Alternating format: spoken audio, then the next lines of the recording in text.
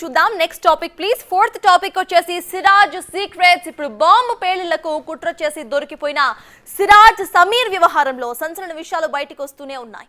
ఉగ్రవాదానికి అసలు ఎలా ఆకర్షితులయ్యారు, ఏమేం చేశారు, పన్నిన కుట్రలు ఏంటి, ఇవన్నీ ఇప్పుడు వెలుగులోకి వస్తున్నాయి.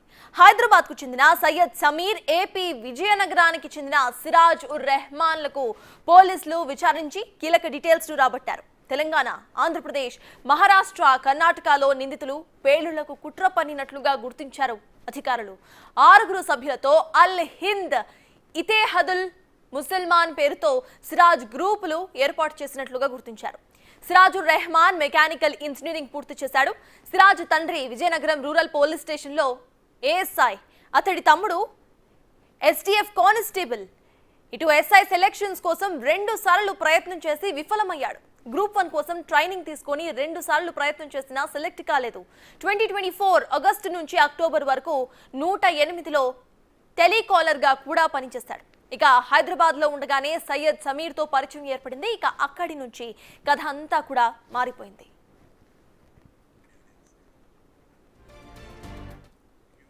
ఇక ఒక గ్రూప్ గా ఏర్పడ్డాక వీళ్ళంతా కూడా ముస్లింలపై జరుగుతున్న అన్యాయాలపై సోషల్ మీడియాలో చర్చించుకునేవారు.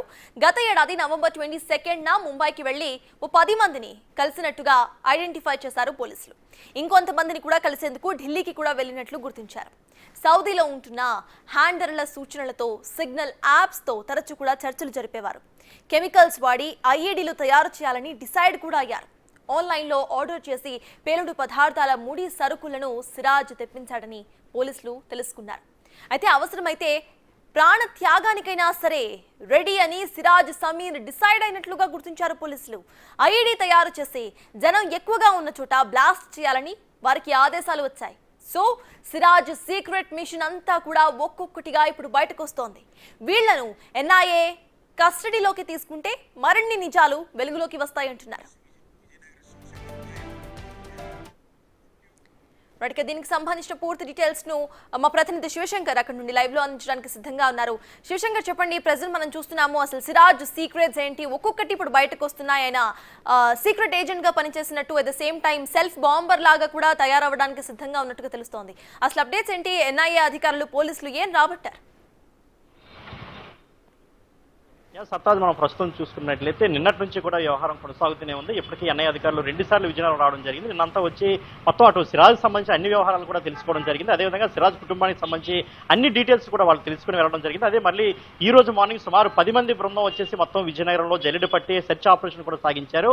ఎక్కడెక్కడ బాంబులు పెట్టాలనుకున్నారా అనే ఆ ప్లేసులు కూడా వెళ్ళడం జరిగింది. అదేవిధంగా సిరాజ్ ఇల్లు ఏ ప్లేస్ లో ఉంది, ఆ ప్లేస్ రైల్వే స్టేషన్ కావచ్చు, విజయనగరంలో ఉంటే ఆదాబ్ వీధి కావచ్చు, అదేవిధంగా ఇలా మొత్తం 4 అటు బాబామెట్ట ప్రాంతంలో ముఖ్యంగా సిరాజ్ ఒక రూమ్ తీసుకుని అక్కడే పేలుళ్ళకి సంబంధించినటువంటి మొత్తం అటు బాంబులన్నీ కూడా తయారు చేసినటువంటి పరిస్థితి, అక్కడ కూడా వెళ్ళి మొత్తం ఆ సెర్చ్ ఆపరేషన్ చేసినట్టు జరుగుతుంది. మరోవైపు మనం చూసుకుంటే పోలీసులు సిరాజ్ని కస్టడీకి ఇవ్వమని చెప్పేసి ఒక పిటిషన్ కూడా కోర్టులో వేడింది. ఎందుకంటే ఇంతకుముందు విజయనగరం జిల్లా కోర్టు 14 రోజుల రిమాండ్ విధించింది. అటు సిరాజ్ కావచ్చు, సమీర్ ఇద్దరికి కూడా 14 రోజుల రిమాండ్ విధించింది. రిమాండ్ విధించిన తర్వాత పోలీసులు కస్టడీ పిటిషన్ వేశారు. అయితే కస్టడీ పిటిషన్ సంబంధించి తీర్పునైతే అటు కోర్టు రిజర్వ్ చేసినట్టు తెలుస్తుంది. ఎందుకంటే మొదట పిటిషన్ కొట్టేసినప్పటికీ మళ్ళా పబ్లిక్ ప్రాసిక్యూటర్ వెళ్ళి మొత్తం అంతా కూడా జడ్జికి వివరించి, దేశ భద్రతకు సంబంధించిన అంశం కాబట్టి మొత్తం అంతా కూడా పూర్తిగా వివరించి దాన్ని తీర్పు రిజర్వ్ చేసినట్టు తెలుస్తోంది. రేపు ఉదయాన్నే దీనికి ఈ కస్టడీ పిటిషన్ సంబంధించి తీర్పు కూడా రిజర్వ్ అంటే తీర్పు వెలువడే అవకాశం ఉంది. ప్రస్తుతానికైతే రిజర్వ్ చేశారు, రేపు వెలువడే అవకాశం ఉంది తీర్పు. అదేవిధంగా మనం చూసినట్లయితే పోలీస్ కస్టడీ పూర్తయిన తర్వాత ఎన్ఐఏ కోర్టులో దీన్ని పిటిషన్ వేసే అవకాశం ఉంది. ఎందుకంటే ఎన్ఐఏ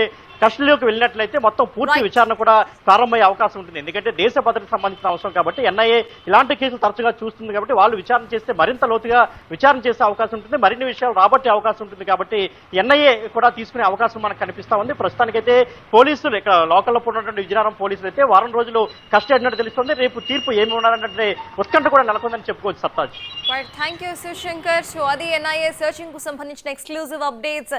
అసలు సిరాజ్ సీక్రెట్స్ ఇంకా ఎన్ని ఉన్నాయి? సెల్ఫ్ బాంబర్ లా కూడా తయారవుదాం అనుకున్న వీళ్ళు అసలు ఎంతమందిని ట్రైన్ చేశారు, ఇంకేం సీక్రెట్స్ బయటకు రాబోతున్నాయి అనేది వేచి చూడాలి.